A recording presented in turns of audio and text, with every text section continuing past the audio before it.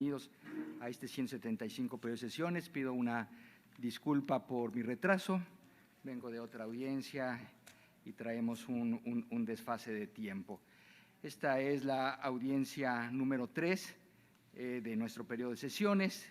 Lleva por título Independencia Judicial en Costa Rica. Ha sido solicitada por un grupo de organizaciones de la sociedad civil. ¿Me escuchan? ¿Están recibiendo el sonido?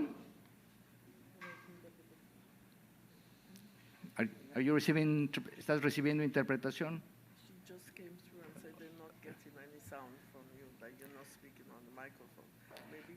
¿Me están escuchando? ¿Sí? Ok, gracias. Perdón que tenga que hablar tan cercano al micrófono. Bien, luego en su momento les pediré que se presenten los solicitantes y doy la bienvenida también a representantes del Estado. Quiero empezar por presentar a los miembros de esta mesa. Me acompaña la comisionada Yulisa Mantilla, ella es relatora para Costa Rica. También está presente la comisionada Margaret May Macaulay y la comisionada Flavia Piovesan. Nos acompaña también el relator especial para libertad de expresión, Edison Lanza, la relatora especial para derechos económicos, sociales y culturales y ambientales, Soledad García Muñoz, la secretaria ejecutiva adjunta, María Claudia Pulido. Yo soy un servidor de ustedes, Joel Hernández, presidente de la Comisión Interamericana.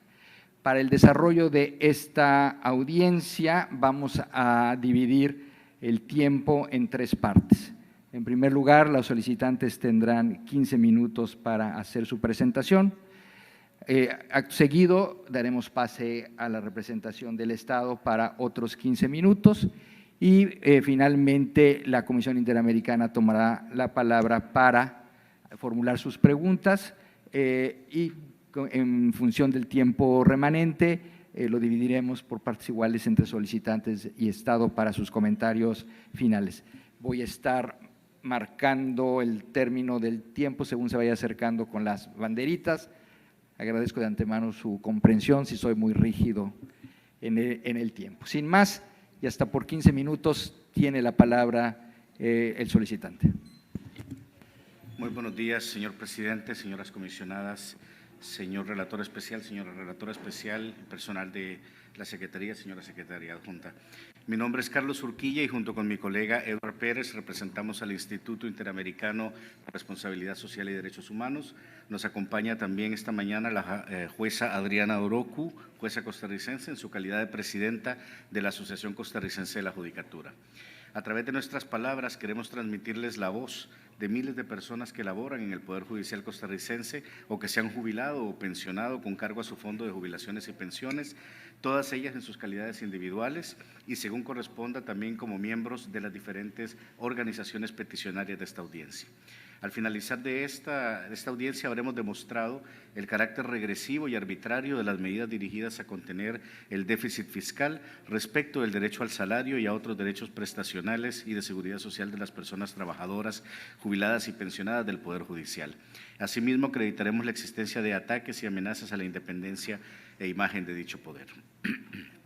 Honorable Comisión, con la intención de contener el déficit fiscal, se aprobó a fines de 2018 la Ley de Fortalecimiento de las Finanzas Públicas, buscando incrementar los ingresos tributarios y reducir los gastos estatales, básicamente el gasto corriente y dentro de este las remuneraciones. En apretada síntesis, la mencionada ley introduce, entre otros, los siguientes cambios. Disminuye severamente los complementos salariales por razón de dedicación exclusiva y por razones de prohibición en el ejercicio de otros empleos.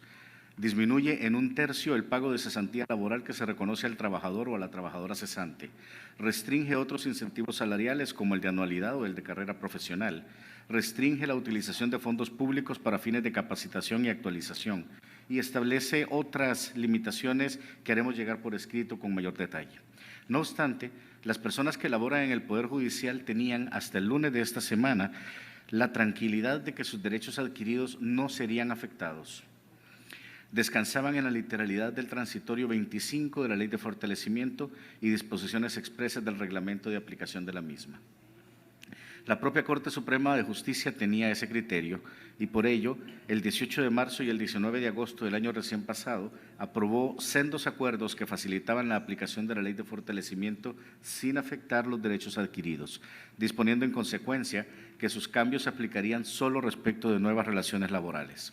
Sin embargo, el lunes de esta semana, la Corte Suprema dejó sin efecto aquellos acuerdos y ordenó el cumplimiento ipso facto de todas las disposiciones de la Ley de Fortalecimiento sin distinción de la fecha de inicio de la relación laboral y sin considerar los efectos que dicha aplicación tendrá en los derechos adquiridos de los trabajadores. ¿Por qué lo hizo? Las presiones recibidas que explican ese cambio serán detalladas más adelante por mi colega Eduardo Pérez.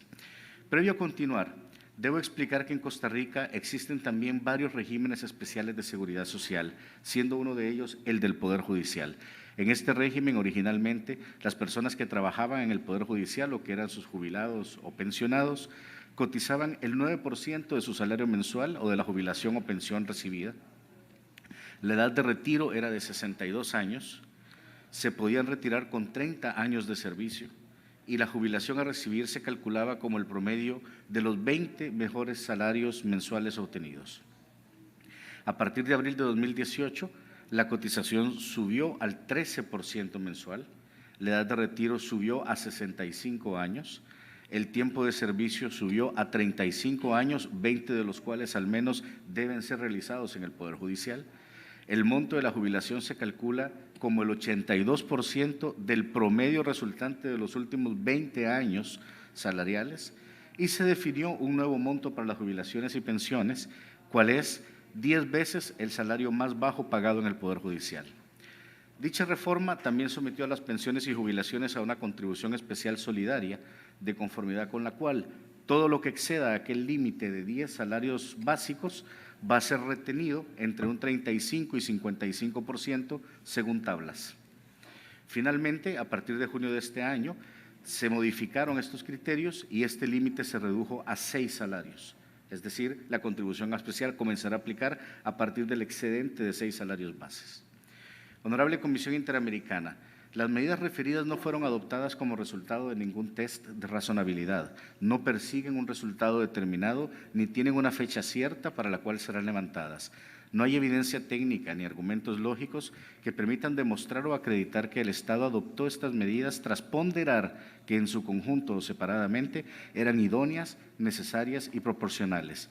Por esa razón, tales medidas consideramos que son contrarias al artículo 26 del Pacto de San José, 1 y 5 del Protocolo de San Salvador y 2 y 4 del Pacto Internacional de Derechos Económicos, Sociales y Culturales. Continúa en la palabra mi colega Eduardo Pérez. Muchas gracias, honorable comisión. Buenos días. Mi presentación se enfocará principalmente a hacer referencia a las afectaciones a la independencia del Poder Judicial que son atribuibles al Estado de Costa Rica como consecuencia de los actos a los cuales Carlos se refirió previamente.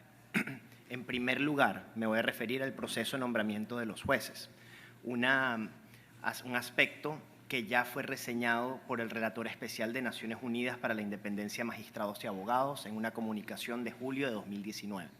Al respecto, el relator, en el marco del proceso de nombramiento de un juez de la Corte Suprema de Justicia, indicó que el proceso de selección de esa magistratura en específico podría favorecer motivaciones políticas, no seguía criterios objetivos y transparentes, no atiende a la integridad e idoneidad de los candidatos y no toma en cuenta la formación o calificación idónea de los candidatos seleccionados.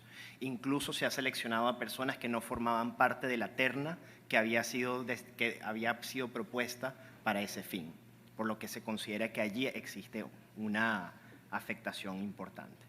Un segundo aspecto al que se va a hacer referencias a las garantías contra presiones externas, donde hay varios ejemplos que se deben reseñar y que están directamente vinculados con lo que Carlos mencionó primero. Lo primero se refiere a el gerenciamiento del recurso humano del Poder Judicial ahora por parte del Poder Ejecutivo, particularmente del Ministerio de Planificación. El 10 de abril de 2019, el Ministerio de Planificación comunicó a la Presidencia de la Corte Suprema de Justicia que no podrá crear nuevas plazas para el desarrollo de ese Poder Judicial. Además, además indicó que no podrá solicitar recursos adicionales y también dispuso que el Ministerio de Planificación sería el encargado de la evaluación del desempeño del personal del Poder Judicial, asociando el desempeño medido por ese Ministerio de Planificación, supeditando a eso el pago de ciertos beneficios que le corresponden al Poder Judicial. Se vació así de contenido el principio de autogestión del Poder Judicial, trasladándosele al Ministerio de Planificación, al Poder Ejecutivo. Otro ejemplo, la ex ministra de Hacienda del Poder Ejecutivo adoptó una decisión en la cual le quitó $5 millones aproximadamente del presupuesto dispuesto al Poder Judicial como consecuencia del acto mediante el cual el Poder Judicial, en acuerdo el Pleno de la Corte Suprema de Justicia, determinó que iba a respetar los derechos adquiridos sociales de todos los funcionarios judiciales y por lo tanto que no iba a rebajarles el salario ni otros beneficios que ya tenían acreditados como consecuencia de este proceso de, entre comillas, austeridad. La ministra de Hacienda, asumiendo una posición casi retaliatoria, señaló que devolvería este presupuesto cuando, y cito textualmente, en cuanto la Corte se ajuste a la ley. Hay presiones externas que revisten una mayor gravedad a las que quisiera hacer un especial énfasis. La primera tiene especial gravedad porque hace referencia al uso del derecho penal como presión externa en contra de los jueces. Frente al acuerdo de la Corte Suprema de Justicia al que hice referencia previamente, en el que se protegen los derechos adquiridos de los funcionarios judiciales, un diputado del Poder Legislativo, Pedro Muñoz, adoptó dos medidas. Una, interpuso una acción de inconstitucionalidad en contra de ese acuerdo. Pero en segundo lugar, denunció penalmente a los 14 magistrados de la Corte Suprema de Justicia, expresando que se les debía investigar por los presuntos delitos de administración o legislación en provecho propio, reconocimiento ilegal de beneficios laborales, fraude de ley en la función administrativa e inhabilitación. El segundo hecho de especial gravedad que se tiene que hacer referencia es uno que constituye una presión externa en contra de la estabilidad de los jueces en su función. Nada más y nada menos de la estabilidad del presidente de la Corte Suprema de Justicia. El 19 de diciembre de 2019, la Contraloría General de la República adoptó una medida en la que ordenó al presidente de la Corte Suprema de Justicia, desatendiendo el texto legal de la Ley de Fortalecimiento de Finanzas Públicas a la que Carlos se refirió previamente, que se aplicaran las reducciones salariales no solamente a los nuevos funcionarios, sino a todos los funcionarios del Poder Judicial independientemente del momento en el que hubiesen ingresado. Eso violaba la ley y además amenazaba, ese acto concluía con una amenaza al presidente del Poder Judicial de que si no cumplía con esa norma, destituirían al presidente de la Corte Suprema de Justicia. Luego de recurrir esa decisión, se ratificó la decisión y la Contraloría General entonces mantuvo firme esa posición. Y como consecuencia de ello, recién el lunes, la Corte Suprema de Justicia, en acuerdo del Pleno, tomó la decisión entonces de ceder, de asumir esa presión externa y de decir, bueno, desistimos de nuestra posición anterior. Como consecuencia de ello, lo que queremos simplemente es reseñar que todos estos son ejemplos que no son casualidad ni aislados, son articulados, son ejemplos articulados. Y este último caso es la prueba de cómo se consumó de una forma efectiva la presión en contra del Poder Judicial, desatendiendo los derechos no solo de la Corte Suprema de Justicia, sino de todos los funcionarios judiciales y de pensionados y jubilados que no pudieron participar en ninguna de las etapas de este proceso. Le cedo la palabra a Adriana Orocu. Muy buenos días, señores comisionados y señores representantes de la Comisión Interamericana y del Sistema Interamericano, señores representantes del Estado y las personas que están siguiendo esta transmisión. Yo soy Adriana Orocu, presidenta de la Asociación Costarricense de la Judicatura y vicepresidenta de la Federación Latinoamericana de Magistrados y Jueces. Les hablo desde mi ejercicio jurisdiccional de 22 años y cómo desde esos 22 años hemos visto disminuidas las garantías de independencia judicial en el país. quiero hacerles solamente 3 acotaciones importantes de lo que acaban de indicar los compañeros. El régimen de pensiones y jubilaciones del Poder Judicial es un régimen preconstitucional, es un régimen de 1937, la Constitución es de 1949 y la Constitución política y todo el régimen de seguridad social adoptó la posibilidad de que el régimen de pensiones y jubilaciones del Poder Judicial existiera como garantía y de inamovilidad de los funcionarios y funcionarias del Poder Judicial, no solo jueces y juezas, sino que recordemos que el Poder Judicial de Costa Rica es como un superpoder judicial que tiene incluido el Ministerio Público, la Defensa Pública, el organismo de investigación judicial, o sea que todas las ramas de ejercicio jurisdiccional y auxiliares de la Administración de Justicia están protegidos por ese régimen. Y los cambios absolutamente drásticos que se dieron inconsultos y de una forma realmente atropellada en la construcción de la nueva normativa fue realmente regresiva absolutamente para todos los funcionarios y funcionarias judiciales. Esto desde el 2017, aunado a una campaña que realmente ha sido peligrosa, de desprestigio contra la legitimidad del Poder Judicial, contra la función jurisdiccional.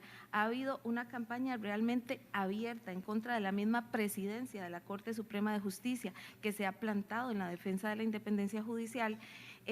Y luego del 2017 viene 2019 y se implementa la Ley de Fortalecimiento de las Finanzas Públicas, en las que deja realmente quebrantado la independencia del Poder Judicial al no poder administrar la autarquía salarial que necesariamente necesita un Poder Judicial para ser independiente, en donde la ley dejó incólume las normas que son el Estatuto de Servicio Público, la Ley Orgánica del Poder Judicial y la Ley de Salarios del Poder Judicial incólume, y aún así la Ley de Fortalecimiento del Empleo Público lo que hizo fue no solo regular las finanzas, sino modificar toda la estructura de empleo público de una forma completamente desproporcionada. Todo esto vino a volver a crear otra amenaza importantísima para el Poder Judicial, siendo que desde el año pasado la Contraloría General de la República, que es un órgano auxiliar de la Asamblea Legislativa, emitió órdenes expresas al presidente de la Corte Suprema de Justicia, inclusive siendo un órgano de tercer nivel de fiscalización, emitió una orden expresa bajo destitución, inventándose inclusive un procedimiento de destitución de un magistrado que no existe, y le dijo que si no acataba tal como estaba interpretando la Contraloría General de la República la interpretación de la ley, repito, lo destituía, y además con una amenaza de responsabilidad a los magistrados y magistradas si no acataban lo que la Contraloría estaba interpretando. Entonces, además de esto ha traído no solo que haya una serie de expresiones al órgano jurisdiccional, y no solo por las denuncias penales que indicó bien el compañero Eduard, sino que ha sido toda una amenaza estructural para que el Poder Judicial realmente en este momento se sienta amenazado y debilitado. Muchas gracias. Gracias. Muchas gracias. Le damos ahora la palabra hasta por 15 minutos a la representación del Estado.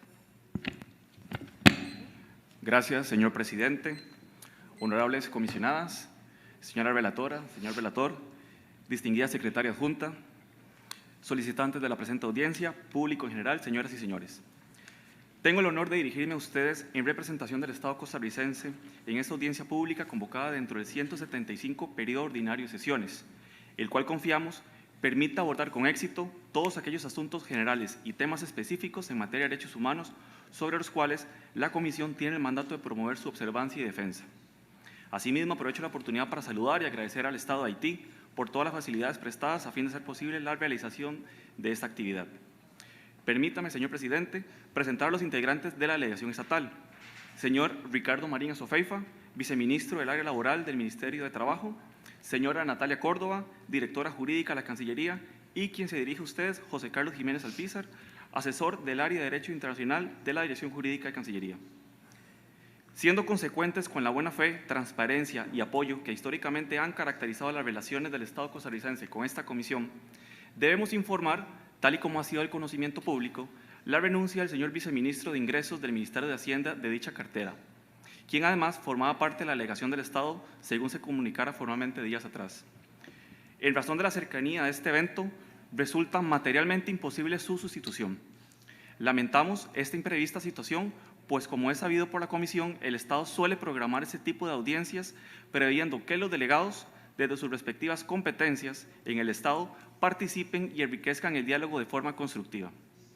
En este orden de ideas y con el fin de no perjudicar la dinámica de la sesión, agradecemos que considere la posibilidad de que el Estado, de ser necesario, pueda referirse a las consultas puntuales de forma escrita, incluso ampliar temas que por la particular y especializada materia de la competencia hacendaria así se requiera.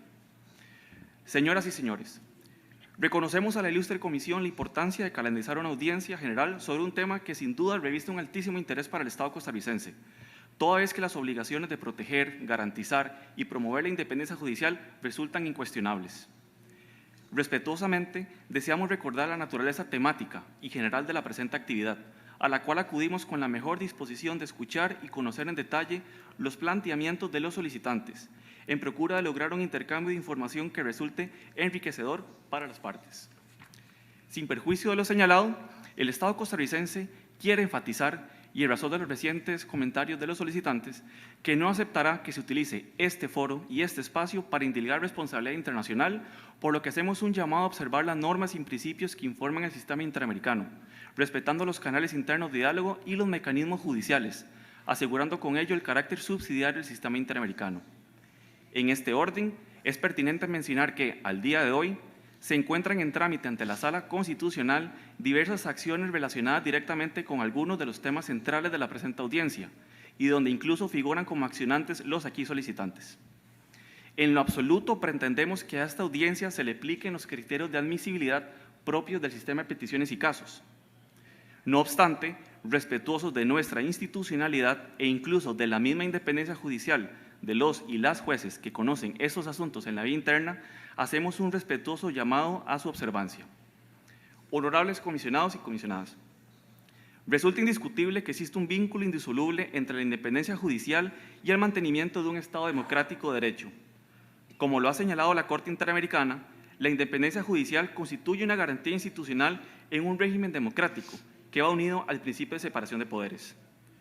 Precisamente en este mismo orden de ideas, nuestra Sala Constitucional ha reconocido que la independencia judicial se constituye en un derecho fundamental, no dirigido únicamente al funcionario judicial como sujeto de derechos, sino también que se erige como una garantía para la sociedad. Ahora bien, al tiempo que se reconoce el valor trascendental de la independencia judicial para la consolidación de la democracia, la credibilidad de la ciudadanía en una administración de la justicia legítima, imparcial y transparente, no deben desatenderse aquellas inquietudes aquí presentadas por los solicitantes y las distintas preocupaciones, aspectos que pudieran comprometer la independencia judicial.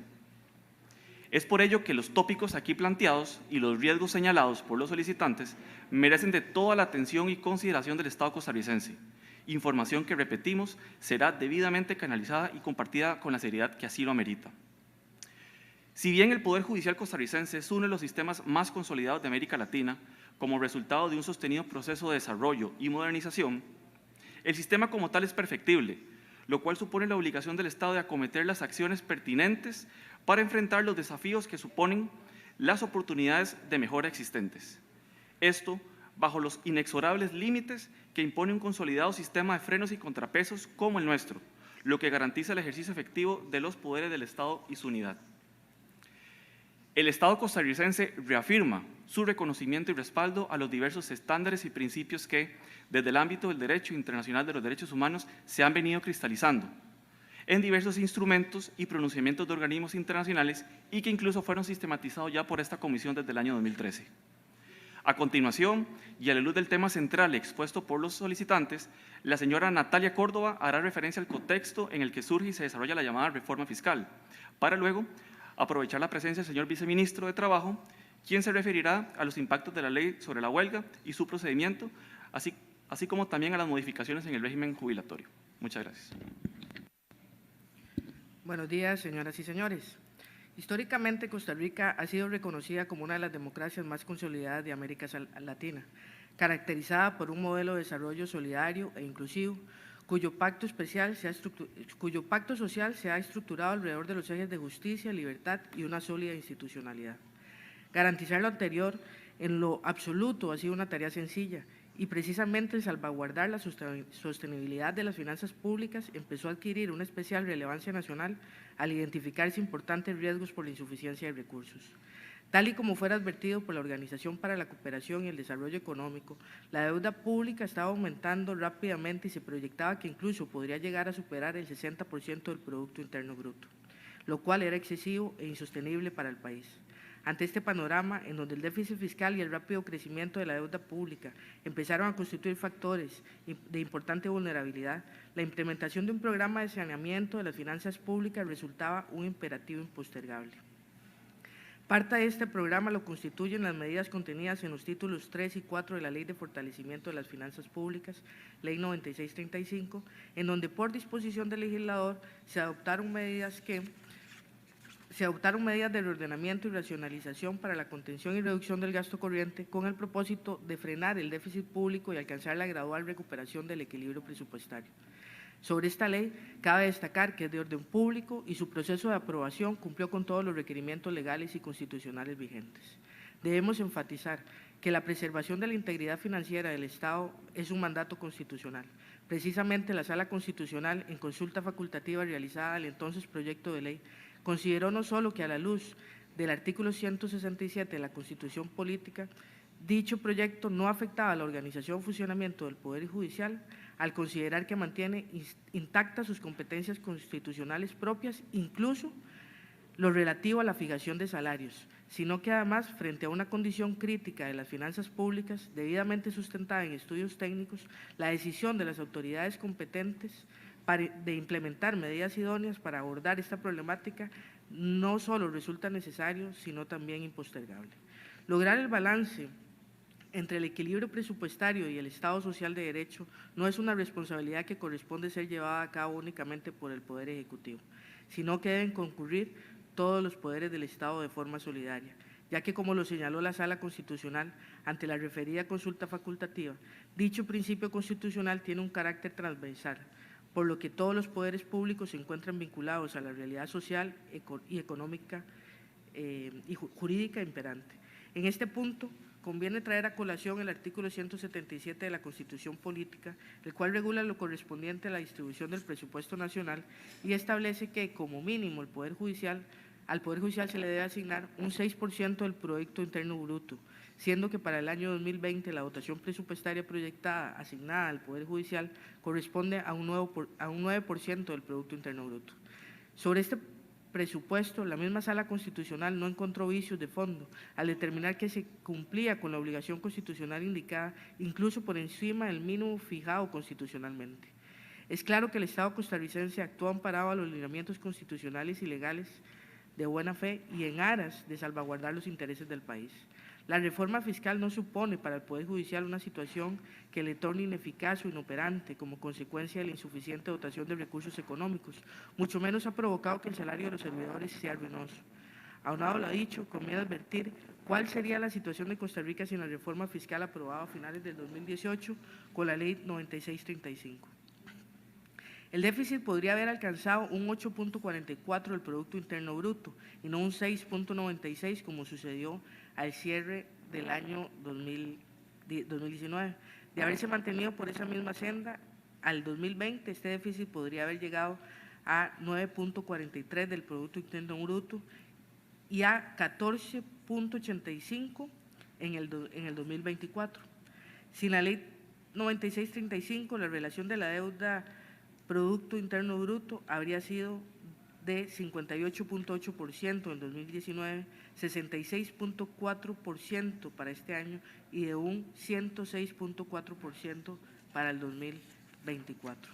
Estas proyecciones demuestran categóricamente que la aprobación de la Ley 9635 fue fundamental para avanzar en el proceso de sostenibilidad fiscal del país y no haberlo hecho nos hubiera conducido a una debacle económica casi imposible de superar.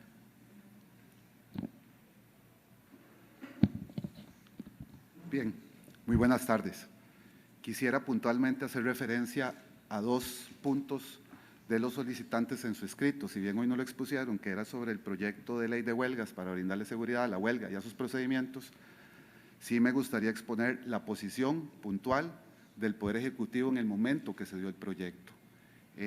bajo el criterio MTSS del 4 de junio del 2019, el Poder Ejecutivo le expone al Poder Legislativo los puntos fundamentales en los que se debe basar el proyecto de ley, basados en el respeto a los derechos fundamentales y en el respeto a las libertades sindicales expuestas en los convenios de la OIT, sea el 87, el 98 y la recomendación 143, convenios que han sido aceptados por el Gobierno de Costa Rica.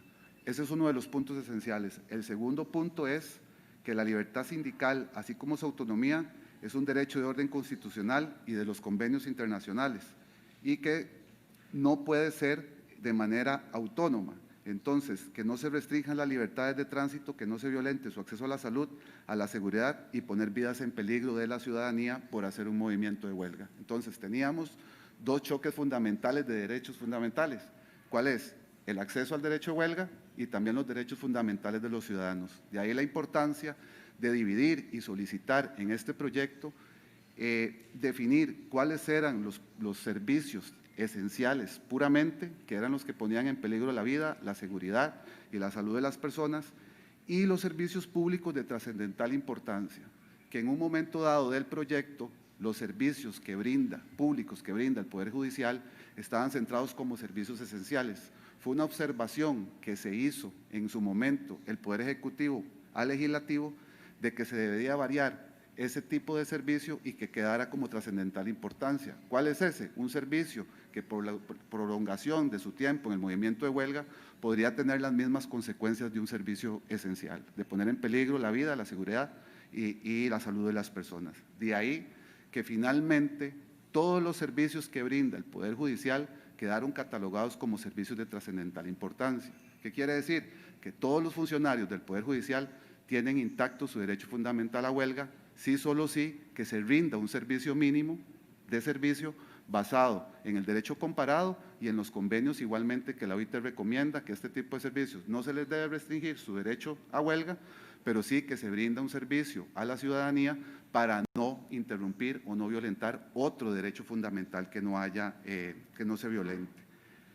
Quisiera también hacer mención respecto al criterio emitido por los relatores especiales del Consejo de Derechos Humanos del 7 de octubre del 2019, que exponían básicamente dos argumentos. El primero era que los servidores judiciales activos perderán un mecanismo legítimo de defensa y protección de sus intereses y derechos, y que es importante documento internacional, el cual en términos prácticos ha sido invisibilizado y desechado.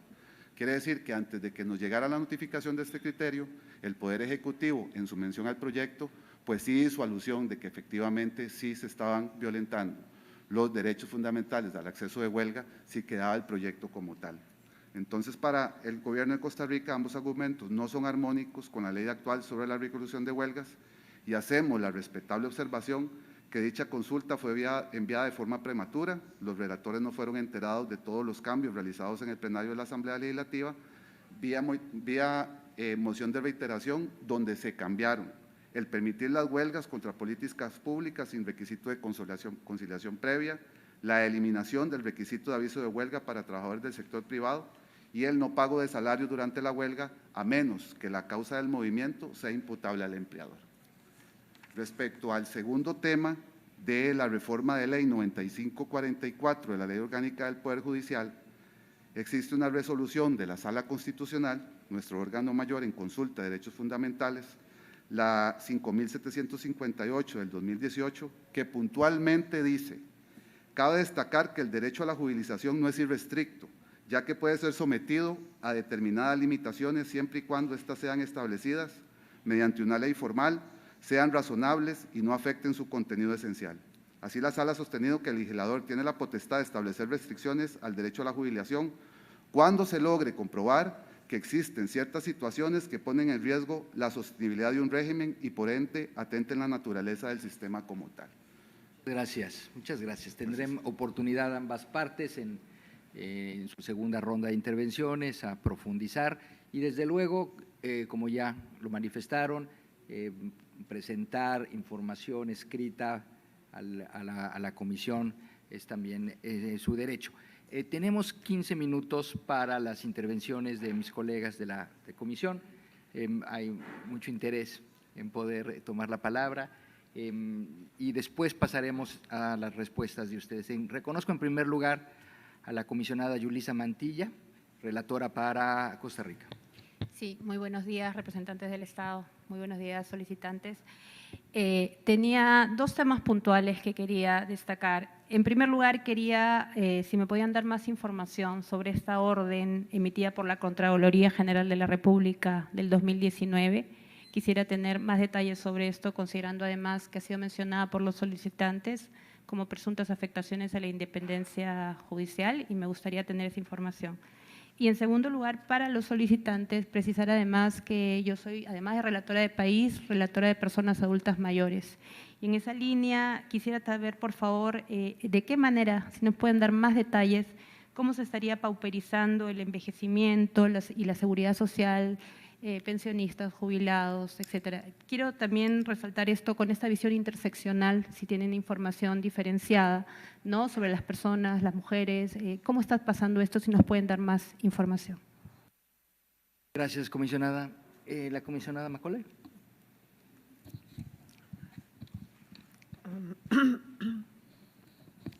Thank you, Mr. President.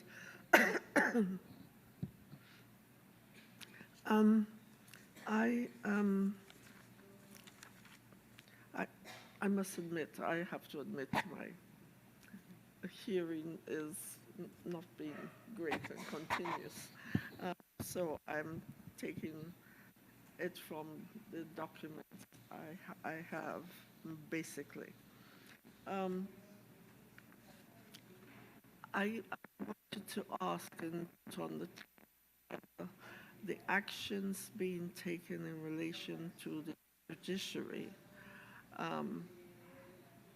Was there any consultation with the judiciary before the bills, proposed bills, became law, which changed their existing conditions of service? Was there any consultation when the government was considering the passage of these bills with them?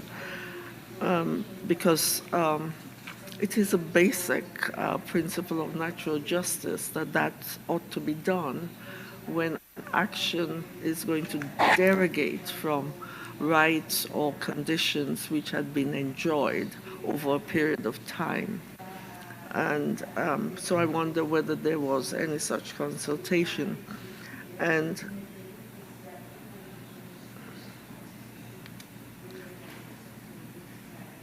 yes.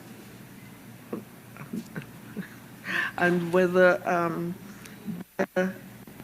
the government was acting with at the back of its mind, its collective mind, on the principle of the separation of powers when considering the changes. I think that was, wait a minute.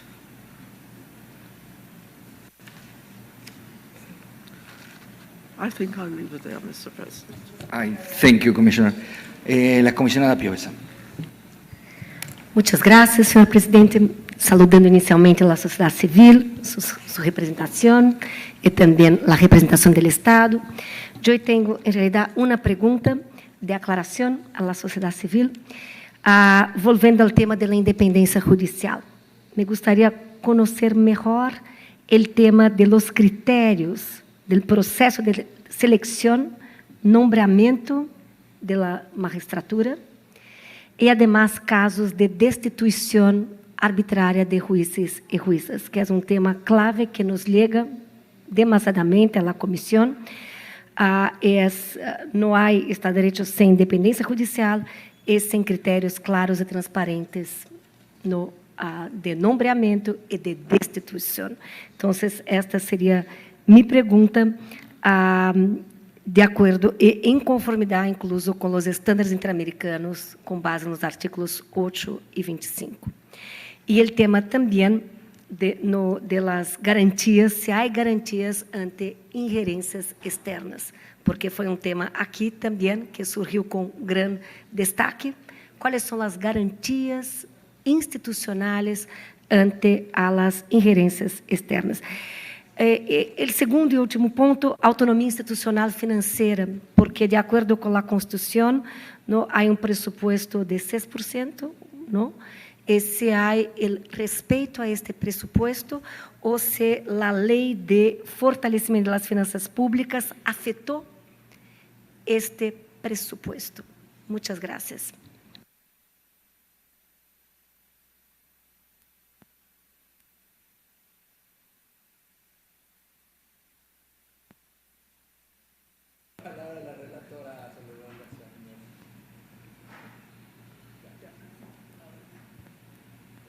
Gracias, señor presidente. Con su venia, agradecer la oportunidad de estar presente en esta audiencia y recibir las informaciones.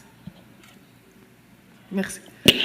Y recibir las informaciones del ilustre Estado de Costa Rica y la representación de la parte peticionaria.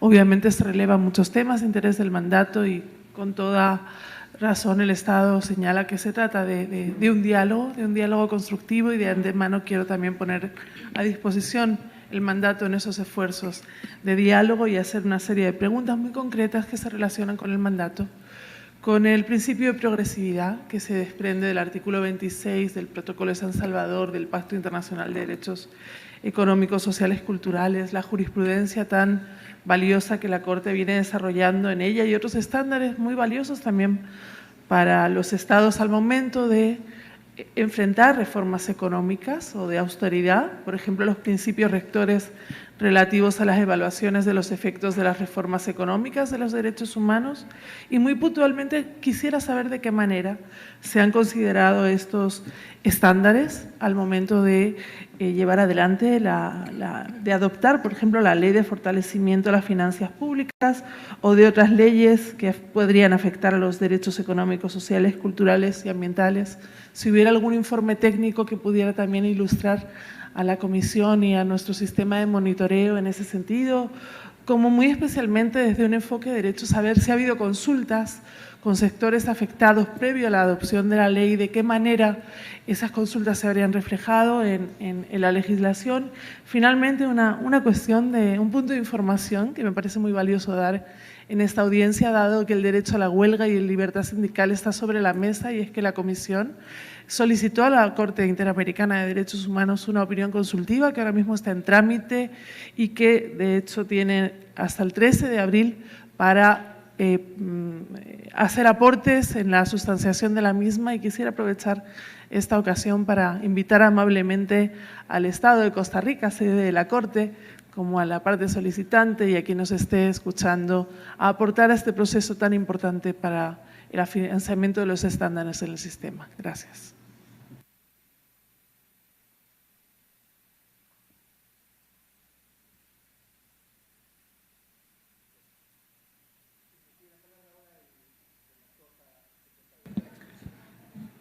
Bueno, buenas tardes ya casi.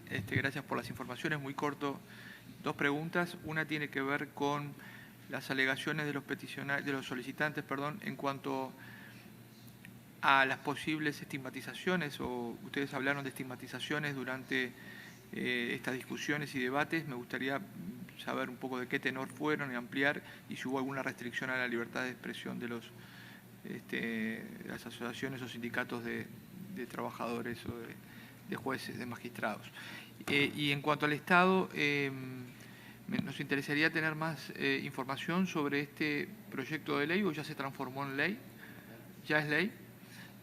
Bueno, ¿cuáles son las ponderaciones? Porque, digamos, la Comisión ha sostenido que en realidad hay una ponderación que hace ya la Convención Americana en cuanto al derecho de manifestación y de protesta, y que no todos los derechos están en igual digamos, posición en todo momento, y que puede haber algunas restricciones eventualmente al tránsito o a o otras distorsiones que obviamente tienen que ser evaluadas luego bajo estándares de necesidad y proporcionalidad. Entonces, agradecerles si nos pueden enviar, bueno, cómo quedó finalmente la ley.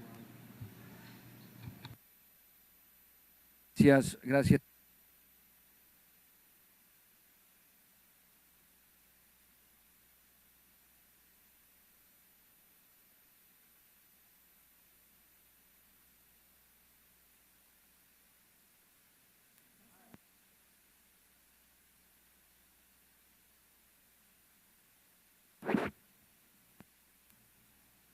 ¿Me escuchan ahora? Sí, perfecto. Bueno, señalaba que ya mis colegas han puesto algunos temas sobre la mesa y que nos gustaría mucho escuchar la respuesta de ustedes en la siguiente ronda.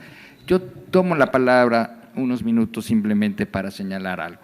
Estoy también aquí presente en mi carácter de relator para defensoras de derechos humanos y operadores de justicia. Y para esta relatoría es muy importante la independencia judicial como una base para que los operadores de justicia puedan realizar su trabajo. Y en la comisión tenemos un alto concepto de la democracia en Costa Rica, una democracia que pasa por un principio fundamental, que es la separación de los poderes y que tiene que ver en este caso con la independencia judicial, y desde luego que también se hace sobre el sustento del Estado de Derecho. El tema ha resultado de especial interés para la comisión porque lo que menos quiere la comisión es que haya un demérito a la independencia judicial. Queremos que Costa Rica siga siendo un modelo de democracia para la región, para el continente, y a eso le atribuimos una particular atención. Observamos a partir de las presentaciones que el hecho principal que aquí nos convoca tiene que ver con la adopción de una ley de fortalecimiento de las finanzas públicas. Doña Natalia nos ha explicado con mucha claridad las razones que sustentan esa ley. Ya la relatora especial Soledad García Muñoz dio referencias de estándares cuando nos encontramos en situaciones de ajustes a las finanzas públicas que suceden en todas partes del mundo. Ningún país está exento a esta situación. Pero lo que es importante son los procesos para que cuando se llegan a ajustes financieros se deje a salvo, en este caso, la independencia judicial. Aquí lo que a mí me gustaría conocer un poco más de detalle es si hubo algún proceso de diálogo entre el Ejecutivo y el Poder Judicial previo a la adopción de esta ley, previo a la adopción de su implementación. Eso para conocer precisamente cuáles son los mecanismos de comunicación con el propósito de que haya consensos cuando se adoptan estas medidas. Lo que no ayuda son cuando hay declaraciones que llevan un significado contrario al propósito y que crean esta impresión desafortunada de estar haciendo una coacción, ¿sí?, a los operadores de justicia. Y estoy convencido de que ese no es el propósito. Pero algo que a mí me gustaría muchísimo entender es cuál fue al interior del Estado de Costa Rica el procedimiento de diálogo que se dio con el Poder Judicial. Ya mi colega, la comisionada Piovesan, señaló algo muy importante, el sustento de la independencia judicial, que pasa por los procesos de selección y nombramiento de jueces y magistrados y fiscales, pero también algo que es muy importante tiene que ver con los procesos de remoción. Creo que ayudaría muchísimo en esta audiencia también conocer cuál es el estado que guarda estos procesos en Costa Rica, con miras a tener claridad sobre el otro componente que tiene que ver con la independencia judicial, es decir, con su integración. Disponemos de 7 minutos para cada una de las partes para sus comentarios finales. Y en primer lugar, tienen la palabra los solicitantes. Muchas gracias, señor presidente. Voy a comenzar haciendo una lectura del petitorio original que traíamos para esta comisión y absolviendo también una pregunta de la comisionada Piovesan. Posteriormente le daré la palabra a mi colega Oroku para que se refiera a los temas relacionados con la situación de los adultos mayores y finalmente los otros aspectos vinculados al Poder Judicial a mi colega Eduard Pérez. Señor presidente, señores miembros de la comisión, ante la inminencia, nosotros queremos solicitarle a esta Comisión Interamericana que ante la inminencia de actuaciones que afectarían la regresividad de los derechos económicos, sociales y culturales, en este caso derechos protegidos por el Pacto de San José, se tenga medidas tendientes a monitorear progresivamente la situación que está en desarrollo actualmente dentro de Costa Rica, especialmente porque hay vinculaciones entre los derechos económicos, sociales y culturales que yo he mencionado que pueden afectar y que afectan la independencia judicial, como todas estas medidas regresivas de índole salarial y de índole de seguridad social que tienden a la pauperización también del recurso judicial. Solicitamos que disponga de un monitoreo continuo y permanente sobre la situación del Poder Judicial costarricense, sin perder atención sobre el desarrollo posterior de los acontecimientos comunicados en esta audiencia y en alguna medida ofrezca sus buenos oficios para realizar reuniones de trabajo y de seguimiento y asesoría conforme a su mandato.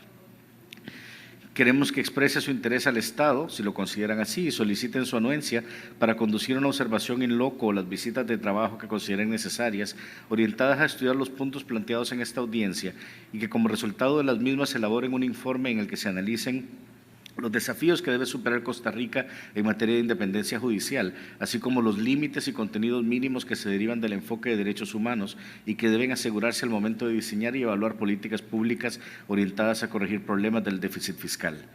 Como resultado de lo anterior, que se elabore un informe público sobre la materia, donde se vinculen las garantías de independencia judicial y los derechos económicos, sociales y culturales en el marco de las políticas que atienden necesidades del déficit fiscal. Y si la observación in loco o las visitas no fueran posibles, que interponga entonces su ofrecimiento de buenos oficios para facilitar el establecimiento de mesas de trabajo y eventual asistencia técnica entre las instituciones concernidas y las víctimas directas o potenciales de las que han tratado los hechos de esta audiencia.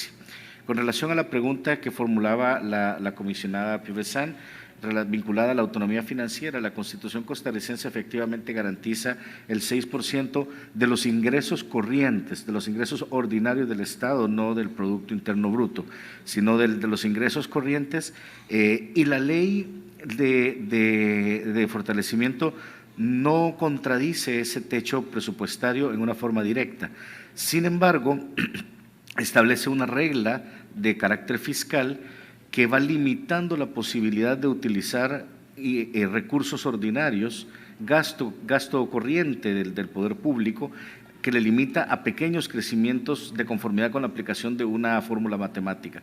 Entonces, el efecto que esto produce es que puede ir constriñendo las posibilidades de gasto dentro del Poder Judicial y ese gasto finalmente en una entidad que presta servicios es salarios, condiciones salariales, seguridad social, calidad del servicio, etcétera. Le cedo la palabra a mi colega Orocu.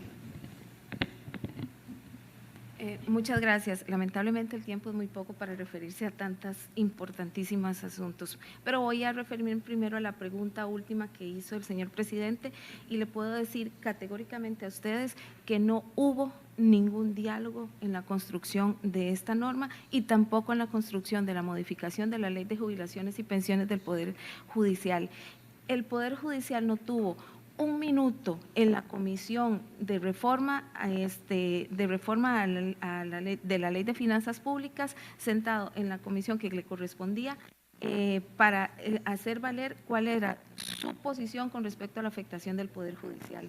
Entonces, ahí evidenciamos el primer norte de cero diálogo, lamentablemente, y les puedo asegurar también que en la construcción de la norma de la modificación al Fondo de Pensiones y Jubilaciones, hubo un inicial pacto con los gremios del Poder Judicial sobre la modificación y la eventual negociación, digamos, del contenido de la norma.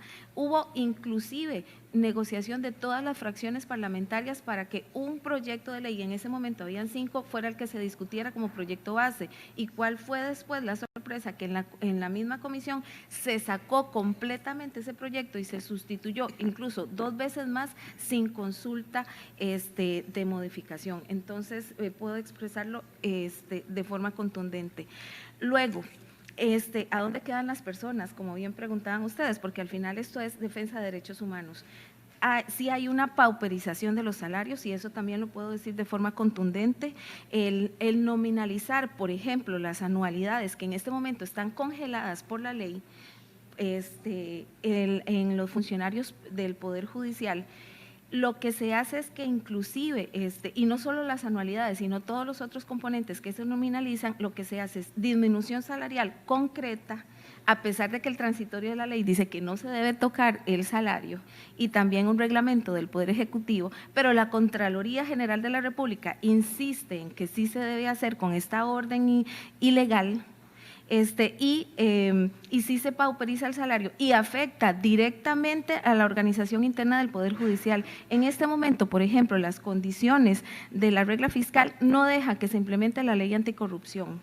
No deja tampoco que haya implementación de la modificación a la agraria en el Poder Judicial, ni a la modificación de familia, ni a una ley de protección animal que hay. O sea, cero crecimiento en la posibilidad de implementación de leyes, inclusive esta tan necesaria como la ley anticorrupción.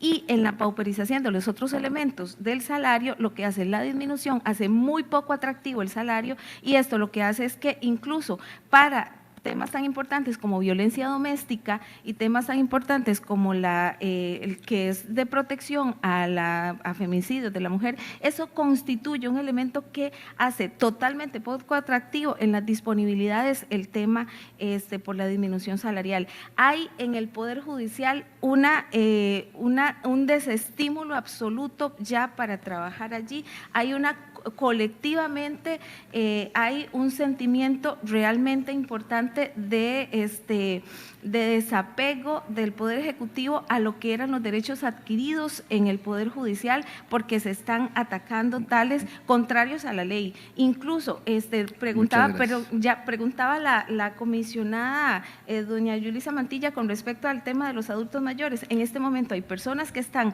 otra vez solicitando volver a trabajar porque las pensiones quedaron tan reducidas que ni para comprar medicinas tienen. Entonces, ahí hay elementos importantísimos que se atribuyen directamente a las personas y a la independencia judicial como tal, porque se disminuye el servicio y se disminuye la independencia judicial como tal para todos los ciudadanos. Perfecto, muchas gracias.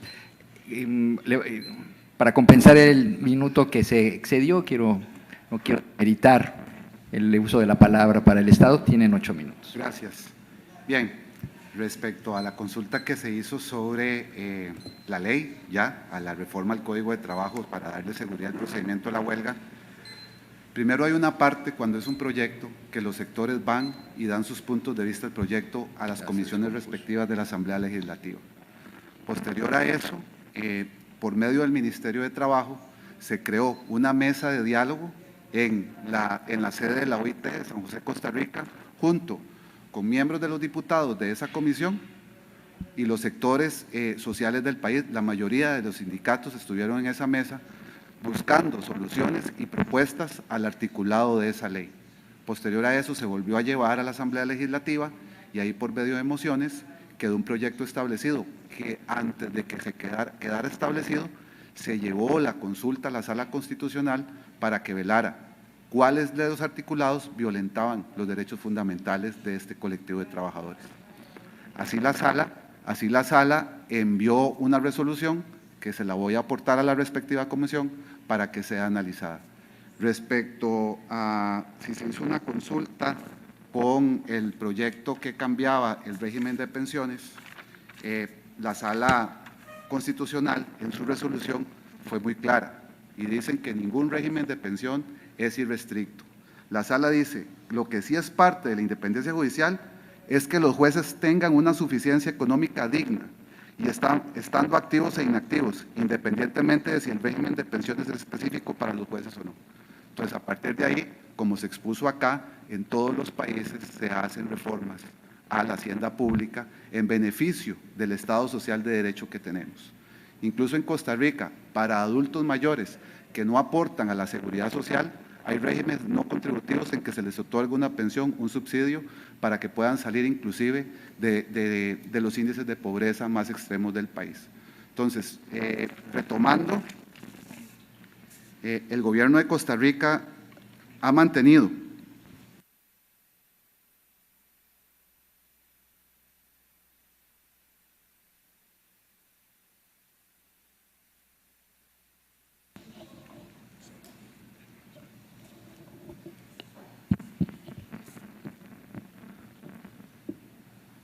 De aquí el ofrecimiento que hacemos de parte del Gobierno de Costa Rica, que ha mantenido un profundo respeto y cultura por los procesos referentes al resguardo de los derechos fundamentales y a los canales de diálogo que podrían desembocar en acortar brechas sociales, que todas y todos tengan acceso al trabajo decente, con igualdad de oportunidades, sin ningún tipo de discriminación. El desarrollo de estas mesas de diálogo social eficaces y duraderas para el Gobierno de Costa Rica es un eje esencial en una democracia que quiera sentirse orgullosa de su institucionalidad y de su historia.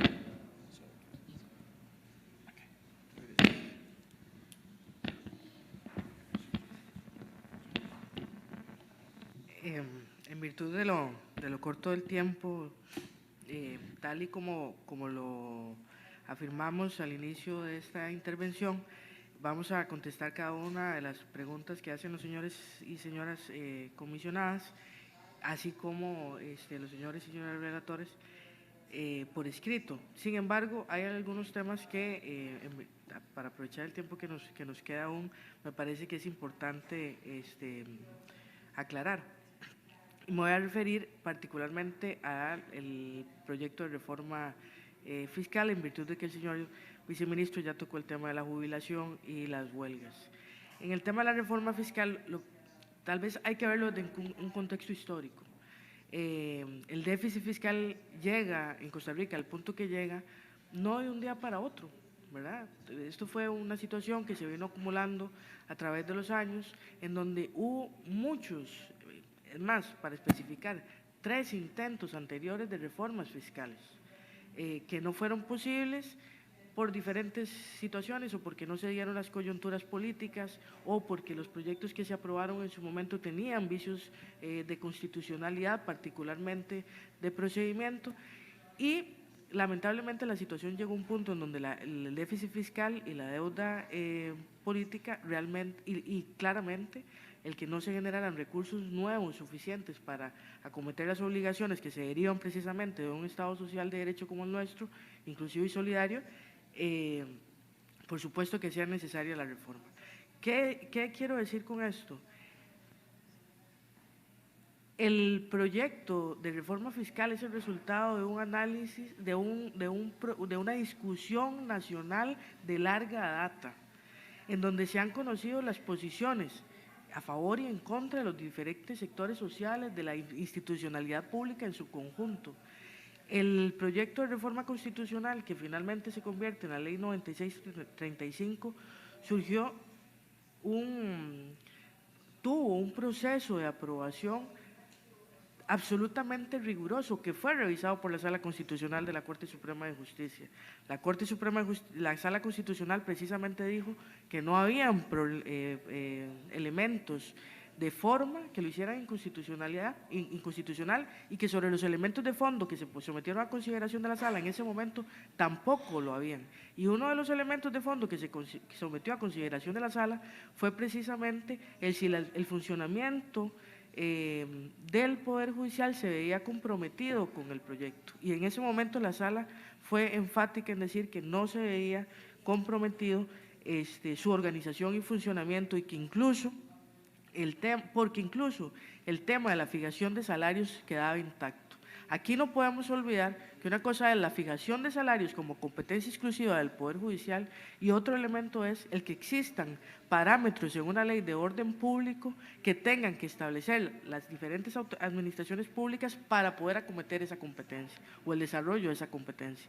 Aquí el tema de discusión en cuanto al título 3 del proyecto de reforma fiscal, o la ley, perdón, de fortalecimiento fiscal, básicamente pasa en el tema de incentivos de si la nominalización en sustitución de la técnica que se manejaba antes, que era el establecer parámetros porcentuales, deviene en un elemento de inconstitucionalidad por ser violatorio del principio de progresividad. Al día de hoy, la Sala Constitucional y la Procuraduría General de la República han reiterado que no constituye una violación al principio de progresividad.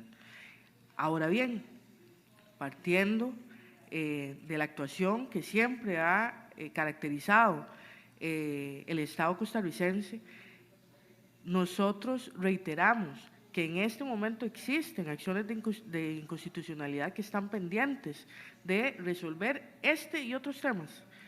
Y lo que corresponde es esperar la resolución de esas acciones y claramente el Estado costarricense atenderá lo que en este caso la Sala Constitucional resuelva sobre estos temas.